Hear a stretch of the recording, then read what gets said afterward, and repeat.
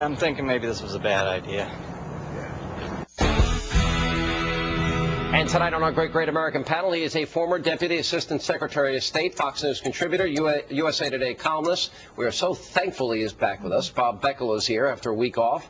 He is the Deputy Editor of the Wall Street Journal editorial page. Dan Henninger is back, and she is a Republican Congresswoman from the great state of Tennessee. Marsha Blackburn is also with us. All right, the president gets excoriated today at this town hall meeting by an Obama voter. Let's roll the tape. I'm one of your middle-class Americans, and quite frankly, I'm exhausted. I'm exhausted of defending you, defending your administration, defending the mantle of change that I voted for, right, and deeply disappointed with where we are right now. I've been told that I voted for a man who said he was going to change things in a meaningful way for the middle class. I'm one of those people, and I'm waiting, sir. I'm waiting. I don't feel it yet. Ouch. Ouch is right. What do you think?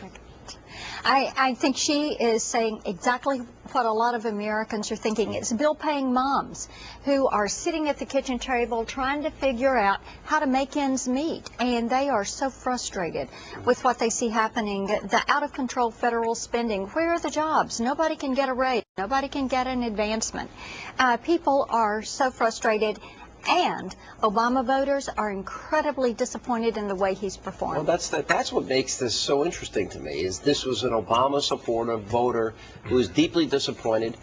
And it brings us to the election season. Democrats can't run on health care, stimulus, debt, deficits, budgets, on world affairs. That I don't see one issue they can run on. Well, you know, Sean, he came into office in the middle of this financial crisis and the beginning of this recession. So it's been a long time. He's had a while to deal with it. They've spent a lot of money. And that's been the subject on the table for 18 months. And I think what this woman is saying is, what is there to show for it? There's still anxiety and discomfort in the country among middle-class voters like her, and obviously among the private sector, which is sitting, these corporations are sitting on piles and piles of cash. Waiting for the Republicans to get elected. You know, pretty much, because they're just not investing it. And he won't change his policies. You know what's interesting, though, Bob, and you will even admit this, they made certain promises, assurances to the American people. When you overpromise and underdeliver, it's a bad mistake. Look, expectations are the key to politics, win and lose politics. And expectations were running incredibly high at a time when you couldn't possibly deliver. He made those. I understand. Look, I understand what this woman feels like. I've said on this program before, and I'll say it again. I've defended Barack Obama over and over. Will continue to, but I feel sometimes like the only fire hydrant at the Westminster Dog Show. Okay?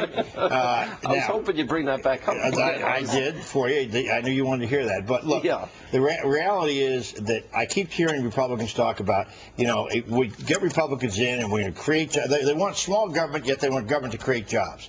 No, and somehow, and when Dan talks about the corporations are sitting on the large, not just a lot of cash, the largest amount of cash in history. Yeah. Now, it's the same capital system that failed us miserably, and it's continuing to fail. Capitalism is a failure, and socialism is the banking system, the investment banking system of this country failed us. Oh, yeah. Now, Bob, listen, the Republicans do not expect government to create jobs.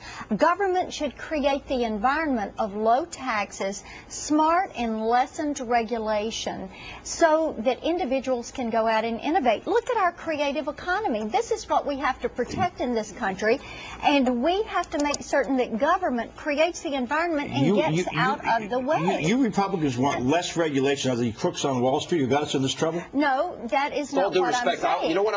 Wait a minute. The people that got us in trouble are the crooks on Wall Street who took advantage of it. The Community Reinvestment Act, which mandated that banks give loans to people that could never pay them back. I've heard you say that, but they were not the ones that came up with selling credit card and bundling up credit card loans. Just for the sake of discussion, let's grant everything Bob says. So let's have regulation to solve the problems he just described. We got it. We got a 2,000-plus financial re-regulation bill and a 2,000-page-plus Obamacare bill.